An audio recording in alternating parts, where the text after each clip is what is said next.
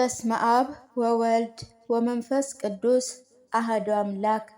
የመጽሐፍ ቅዱስ ንባብ ኦሪት ዘፍጥረት ምዕራፍ 26 ይስሐቅ ወደ ጌራራ መሄድ። በምድርም ቀድሞ በአብርሃም ዘመን ከሆነው ራብ ሌላ ራብ ሆነ። ይስሐቅም ወደ ፍልስጤም ንጉሥ ወደ አቤሜሌክ ወደ ጌራራ ሄደ። እግዚአብሔርም ተገለጠለት እንዲህም አለው፣ ወደ ግብፅ አትውረድ፣ እኔ በምልህ ምድር ተቀመጥ። በዚች ምድር ተቀመጥ፣ ከአንተ ጋር ሆናለሁ፣ እባርክሃለሁ። ይህችን ምድር ሁሉ ለአንተ ለዘርህ እሰጥሃለሁና ለአባትህ ለአብርሃም የማልኩልህን መሐላ ከአንተ ጋር አጸናለሁ። በዘርህ እንደ ሰማይ ከዋክብት አበዛዋለሁ። ይህችንም ምድር ሁሉ ለዘርህ እሰጣለሁ። የምድር ሕዝቦች ሁሉ በዘርህ ይባረካሉ። አባትህ አብርሃም ቃሌን ሰምቷልና ትእዛዜን፣ ፍርዴን፣ ሥርዓቴንና ሕጌን ጠብቋልና። ይስሐቅም በጌራራ ተቀመጠ። የዛም ስፍራ ሰዎች ስለ ሚስቱ ስለ ርብቃ ጠየቁት። እርሱ እህቴ ናት አላቸው። የዛ ስፍራ ሰዎችም ለርብቃ ሲሉ እንዳይገሉኝ ብሎ ሚስቴ ናት ማለትን ፈርቷልና እርሷ ውብ ነበረችና። በዚያም ብዙ ቀን ተቀመጠ። የፍልስጤም ንጉሥ አቤሜሌክም በመስኮት ሆኖ በተመለከተ ጊዜ ይስሐቅን ከሚስቱ ከርብቃ ጋር ሲጫወት አየው። አቤሜሌክም ይስሐቅን ጠራ፣ እንዲህ አለው፣ እነሆ ሚስት ናትን? እንዴትስ እርሷ እህቴ ናት አልክ? ይስሐቅም በእርሷ ምክንያት እንዳልሞት ብዬ ነው አለው። አቤሜሌክም አለ፣ ይህ ያደረክብን ምንድን ነው? ከሕዝብ አንዱ ባለማወቅ ከሚስት ጋር ሊተኛ ጥቂት በቀረው ነበር፣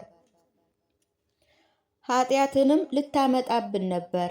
አቤሜሌክም ሕዝቡን ሁሉ ይህ ሰው ሚስቱም የሚነካ ፍርዱ ክፉ ሞት ነው ብሎ አዘዘ። ይስሐቅም 100 እጥፍ ገብስ አገኘ። እግዚአብሔርም ባረከው፣ ከፍ ከፍም አለ፣ እጅግም ታላቅ እስኪሆን ድረስ እየጨመረ ይበዛ ነበር። ወንዶችና ሴት አገልጋዮችም ብዙ በጎችና ላሞችም የእርሻ መሬትንም ገዛ። የፍልስጤም ሰዎች ቀኑበት። በአባቱ በአብርሃም ዘመን የአባቱ ሌሎች የማሷቸውንም ጉድጓዶች ሁሉ የፍልስጤም ሰዎች ደፈኗቸው፣ አፈርም ሞሉባቸው። አቤሜሌክም ይስሐቅን ከእኛ ተለይተህ ሂድ፣ ከእኛ ይልቅ እጅግ በርትተሃልና አለው።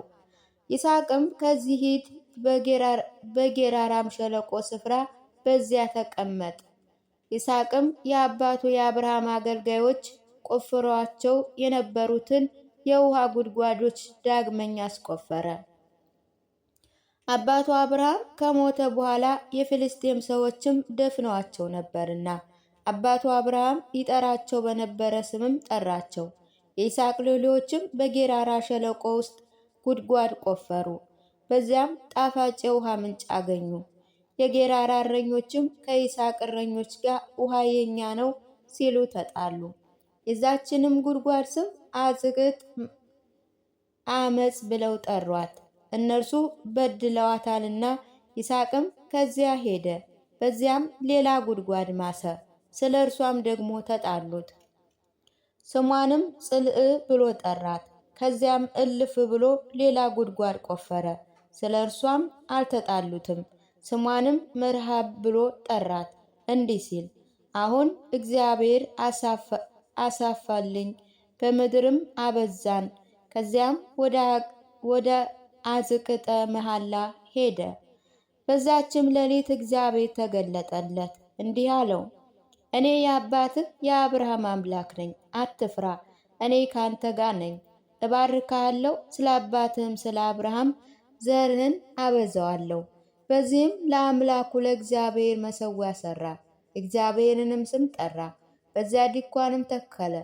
የይስሐቅም ሎሌዎች በዚያ ጉድጓድ ማሱ።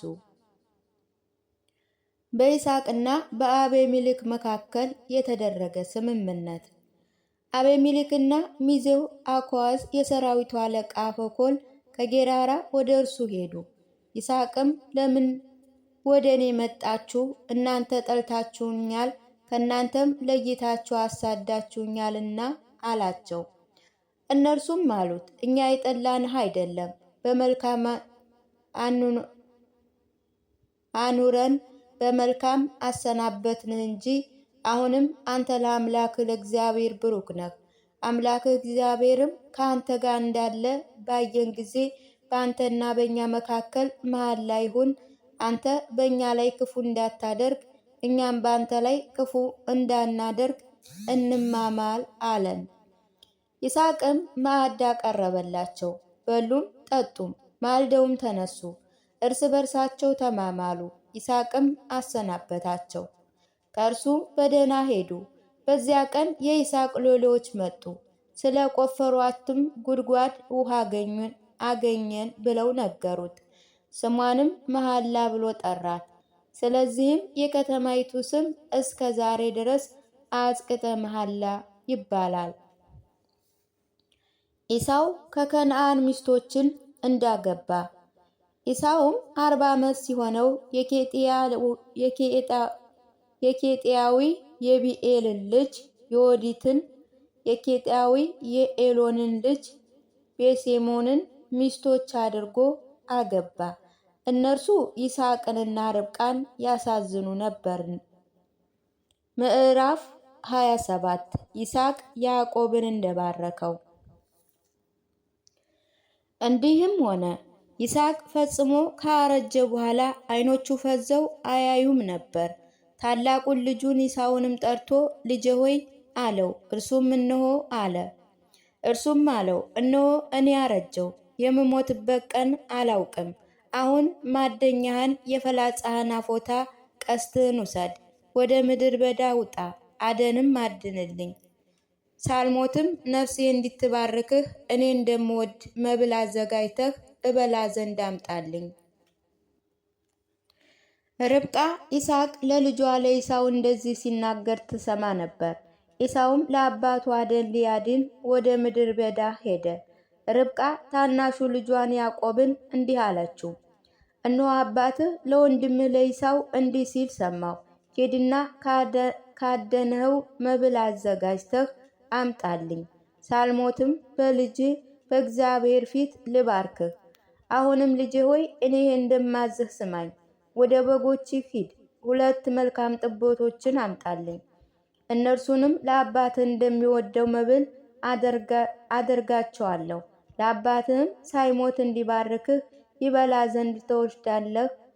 ያዕቆብም እናቱን ርብቃን እነሆ ኢሳው ወንድሜ ጠጉራም ነው፣ እኔ ግን ለስላሳ ነኝ። ምናልባት አባቴ ቢዳስሰኝ በፊቱ እንደምንቀው እና እሆናለሁ፣ መርገምንም በላይ አመጣለሁ አላት። በረከትንም አይደለም። እናቱም አለችው፣ ልጄ ሆይ መርገምህ በእኔ ላይ ይሁን፣ ቃሌን ብቻ ስማኝ። ሂድና ያለውህን አምጣልኝ። ሂዶም አመጣ፣ ለእናቱም ሰጣት። እናቱ መብልን አባቱ እንደሚወድ አደረገች። ርብቃም ከእርሷ ዘንድ በቤት የነበረውን የታላቋን ልጇን የኢሳውን መልካሙን ልብስ አመጣች፣ ለታናሹ ልጇ ለያዕቆብም አለበሰችው። የጥቦቶቹንም ለምድ በእጁና በለስላሳ አንገቱ ላይ አደረገች። ያ የሰራችውንም መብልና እንጀራውን ለልጇ ለያዕቆብ በእጁ ሰጠችው። ወደ አባቱ አግብቶ አባቴ ሆይ አለው። እርሱም እነሆ ልጄ ሆይ አንተ ማነህ አለው። ያዕቆብም አባቱን አለው፣ የበኩር ልጅህ እኔ ኢሳው ነኝ። እንዳዘዝከኝ አደረግኩ። ነፍስ ተባረከኝ ዘንድ ቀና ብለህ ተቀመጥ፣ ካደንኸውትም ብላ። ይስሐቅም ልጁን ልጄ ሆይ ፈጥነህ ያገኘው ይሄ ምንድን ነው አለው። እርሱም አምላክ እግዚአብሔር በፊቴ የሰጠኝ ነው አለው። ይስሐቅም ያዕቆብን ልጄ ሆይ አንተ ልጄ ኢሳው እንደሆነህ ወይም እንዳልሆንክ ቅረበኝና ልዳስህ አለው። ያዕቆብም ወደ አባቱ ወደ ይስሐቅ ቀረበ፣ ዳሰሰውም፣ እንዲህም አለው፣ ይሄ ድምፅ የያዕቆብ ድምፅ ነው፣ እጆችህ ግን የኢሳው እጆች ናቸው። እርሱም አላወቀውም ነበር፣ እጆቹን እንደ ወንድሙ እንደ ኢሳው እጆች ጸጉራም ነበሩና። ይስሐቅም ባረከው፣ አለውም፣ አንተ ልጄ ኢሳው ነህን? እርሱም እኔ ነኝ አለው። እርሱ ልጄ ሆይ ካደነው እንዲበላና ነፍሴ እንድትባርክህ አምጣልኝ አለው። አቀረበለት፣ በላ፣ ወይንንም አመጣለት፣ እርሱንም ጠጣ። አባቱ ይስሐቅም ልጄ ሆይ ወደ እኔ ቅረብ ሳመኝም አለው። ወደ እርሱ ቀረበ፣ ሳመውም። የልብሱንም ሽታ ሸተተ፣ ባረከውም፣ እንዲህም አለው የልጄ ሽታ እግዚአብሔር እንደባረከው የእርሻ ሽታ ነው። እግዚአብሔርም ከሰማይ ጥል ከምድር ስብ የእህልንም የወይንንም የዘይትንም ብዛት ይስጥህ። አሕዛብ ይገዙልህ፣ አለቆችም ይስገዱልህ። ለወንድምህ ጌታ ሁን፣ የአባትህ ልጆችም ይስገዱልህ። የሚረግምህ እርሱ እርጉም ይሁን፣ የሚባርክህም ብሩክ ይሁን። ኢሳው ከይስሐቅ በረከትን መለመኑ። ይስሐቅም ያዕቆብን ባርኮ ከፈጸመ በኋላ ያዕቆብ ከአባቱ ከይስሐቅ ፊት ወጣ። ወንድሙ ኢሳውም ከአደኑ መጣ። እርሱ ደግሞ መብል አዘጋጅቶ ለአባቱ አመጣ። አባቱንም አባቴ ተነስ፣ ነፍስህ ትባርከኝ ዘንድ ልጅ ካደነው ብላ አለው። አባቱ ይስሐቅም አንተ ማነህ አለው። እርሱም እኔ የበኩር ልጅ ኢሳው ነኝ አለው። ይስሐቅም እጅግ ደነገጠ፣ እንዲህ አለው ያደነውን አደን ወደ እኔ ያመጣ ማን ነው? አንተስ ሳትመጣ ከሁሉ በላው፣ ባረኩትም፣ እርሱም የተባረከ ነው አለው። ኤሳው የአባቱን ቃል በሰማ ጊዜ ታላቅም እጅግም መራራ ጩኸት ጮኸ። አባቱንም አባቴ ሆይ እኔንም ደግሞ ባርከኝ አለው። ይስሐቅም ኢሳውን አለው ወንድምህ በተንኮል መጥቶ በረከትህን ወሰደብህ።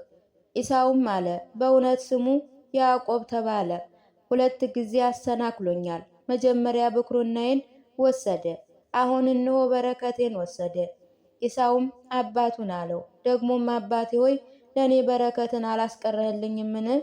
ይስሐቅም መለሰ። ኢሳውም አለው እነሆ ጌታህ አደረግኩት፣ ወንድሞቹንም ሁሉ ለእርሱ ተገዥዎች አደረግኳቸው፣ እህሉንም ወይንና ዘይቱንም አበዛውለት። ለአንተ ግን ልጄ ሆይ ምን ላድርግልህ? ኢሳውም አባቱን ይስሐቅን አለው አባቴ ሆይ በረከትህ አንዲት ብቻ ናትን? አባቴ ሆይ እኔም ደግሞ ባርከኝ። ኢሳውም ጮኸ፣ አለቀሰ። አባቱ ይስሐቅም መለሰ አለውም እነሆ መኖሪያ ከላይ ከሰማይ ጥል ከምድርም ስብ ይሁን፣ በሰይፍህም ትኖራለህ፣ ለወንድምህም ትገዛ ዘንድ። ነገር ግን ቀንበሩን ከአንገት ልትጥል ብትወድ ከእርሱ ጋር ተስማማ። ኢሳውም አባቱ ስለባረከው በያዕቆብ ቂም ያዘበት። ኢሳውም በልቡ አለ ለአባቴ የለቅሶ ቀን ትቅረብ፣ ወንድሜ ያዕቆብን እገድለዋለሁ። ለርብቃ ቃላቱ ልጇ ኢሳው ያለው ተነገራት። ታናሿን ልጇንም ያዕቆብን ልካ ጠራችው፣ አለችውም እነሆ ወንድምህ ኢሳው ያድንሃል፣ ሊገድልህም ይፈልጋል። አሁን ልጄ ሆይ ቃሌን ስማ፣ ተነስና በሶርያ ወንዞች መካከል ወደ ካራን ምድር ወደ ወንድሜ ወደ ላባ ሂድ። በእርሱ ዘንድም ጥቂት ቀን ተቀመጥ። የወንድም ቁጣ ከአንተ እስኪበርድ ድረስ ያደረክበትንም እስኪረሳ ድረስ በአንድ ቀን ሁለታችሁንም እንዳላጣ ከዚህ ልኬ አመጣሃለሁ። ይስሐቅ ያዕቆብን ወደ ላባ መላኩ። ርብቃ ይስሐቅን አለችው ከቄጣ ሴት ልጆችም የተነሳ ሕይወቴን ጠለኋት። ያዕቆብ ከዚህ ሀገር ሴቶች ልጆች ሚስትን የሚያገባ ከሆነ በሕይወት መኖር ለእኔ ምን ነው አለች።